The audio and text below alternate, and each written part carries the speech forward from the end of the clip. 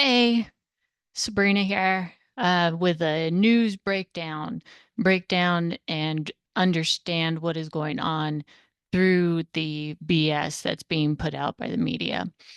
So it was just reported that Israel has declared that they're going to carry out powerful strikes in Gaza in retaliation for some supposed attacks that Hamas carried out, killing two Israeli occupation force soldiers, and for some deal about some of the remains of a person that Hamas sent over. It's kind of confusing from the different sources I was looking at exactly what happened. But something like Hamas handed over some remains, but they were not the remains that Israel was expecting, and that was part of the deal. And so this is giving them reason and legitimacy to carry forth some powerful strikes on Gaza. The BBC and other mainline sort of media outlets, um, first thing to note is that they always talk about Hamas and refer to Hamas as a terrorist group, as the Islamist movement, as the Palestinian militant group.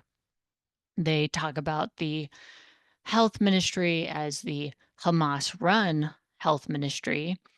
Uh, all of this to, legitimize what they are doing, because if this is some extreme group, if this is a terrorist group, then Israel has the right to respond in how they are responding. Um, forget the fact that they're killing civilians, and forget the fact that Hamas is a political entity and that the whole terrorist group designation is a political designation, and I won't get into all that. But um, they stress that the Hamas has violated the ceasefire. Meanwhile, there is no conversation, no reporting about how Israel has repeatedly broken the ceasefire since it was put in place. Um, that they are blocking aid, not allowing in, uh, they're allowing in just a fraction of the aid that was agreed upon, and that they've already been carrying out strikes, killing uh, over 90 people, wounding over 300. And, those are the numbers that we know right now. And their numbers are large, probably an undercount because they're still finding people under the rubble, and that's going to go on for a while. Just this past weekend, Israel carried out a strike in a refugee camp. And so all of these things that Israel is doing to break the ceasefire, but all of a sudden it's a big deal because supposedly Hamas has violated the ceasefire, as if it's been holding up and things have been going well since the ceasefire began. As the HuffPost says, the ceasefire has, quote, largely held, despite at least two previous flare ups of violence. And no, the ceasefire has not largely held. It has been broken from day one. But again, the way the ways in which Israel has broken the ceasefire are completely ignored. Um, there all of this reporting, it makes it sound as if there's been a back and forth between Hamas and Israel, like, oh, Hamas killed these soldiers, and so Israel had to retaliate and carry out these strikes. There were some militants that were planning an attack on Israel, and so Israel had to go in and kill those militants. Um, it's this fight back and forth as though uh, it's an equal fight and it's a war, which is completely misleading when this has been a colonialist project from the start and a genocide, um, at least over the past couple of years. Uh, NPR gives a minor mention, like towards the end of an article, about 26 people in Gaza who have been killed by Israel since the ceasefire. But that's just a minor side note. There's extensive quoting of Netanyahu and his government.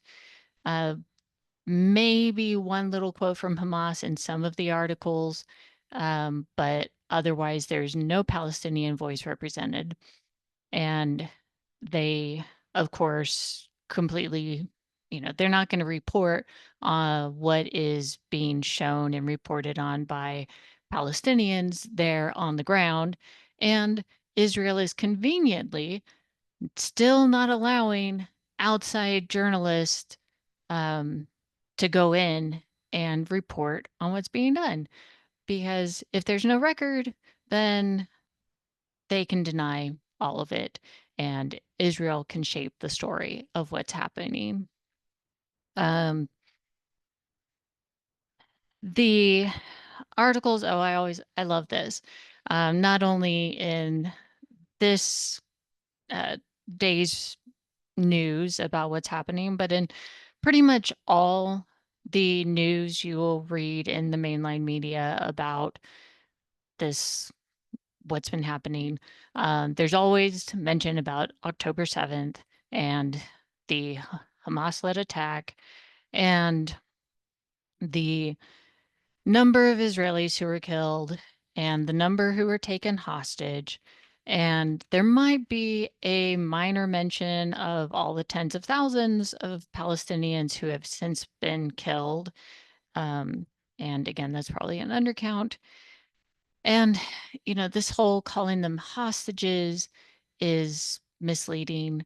Um, and just a double standard, because then when it's talked about the Palestinians who have been illegally imprisoned by Israel, they're just referred to as prisoners. And the fact that lots of them are children is completely ignored. The HuffPost, I really love this quote, so listen to this. Over 68,500 Palestinians have died. They just like fell down and dead, you know, natural causes or something. It's not that they were brutally murdered in a genocidal um, genocidal acts. They just fell down dead in the 2-year war. Again, that's a term that makes it seem as if this has been an ongoing back and forth equal fight. According to Gaza's health ministry, which doesn't distinguish between civilians and combatants in its count. Like, Lord have mercy. That is, to try to make it sound as if, oh, well, we don't know how many of these tens of thousands of people were actually innocent, because they could have been combatants. Because we just don't know. Hamas runs the health ministry, so all their numbers are going to be in doubt. Um, and it follows along in this Israeli propaganda scheme that, you know, pretty much everybody in Palestine belongs to Hamas.